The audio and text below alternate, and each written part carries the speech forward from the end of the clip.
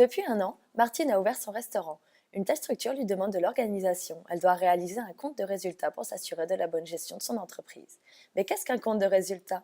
C'est un document comptable récapitulant tous les flux ayant impacté positivement ou négativement le patrimoine d'une entreprise. Lorsqu'elle achète les matières premières pour ses plats, qu'elle paie son loyer et ses salariés ou lorsqu'elle amortit ses investissements, Martine paie ses charges d'exploitation. Pour créer son restaurant, elle a emprunté de l'argent auprès de sa banque. Aujourd'hui, elle le rembourse et paie des intérêts bancaires. Ce sont ses charges financières. Récemment, elle a mis en place un service de livraison à domicile. L'achat d'un scooter ne se reproduira pas régulièrement, c'est ce qu'on appelle une charge exceptionnelle. Heureusement pour Martine, la création de son entreprise lui rapporte en parallèle de l'argent.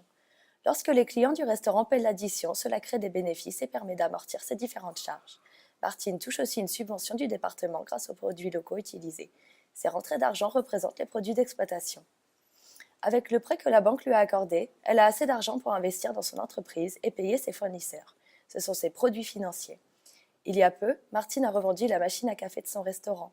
Cette rentrée d'argent ne dépend pas de l'exploitation de l'entreprise. Cette vente représente donc les produits exceptionnels. Lorsque Martine aura créé son compte de résultats, elle connaîtra ses pertes et bénéfices financiers. Grâce à eux, elle pourra déterminer si la stratégie adoptée est la bonne pour son restaurant.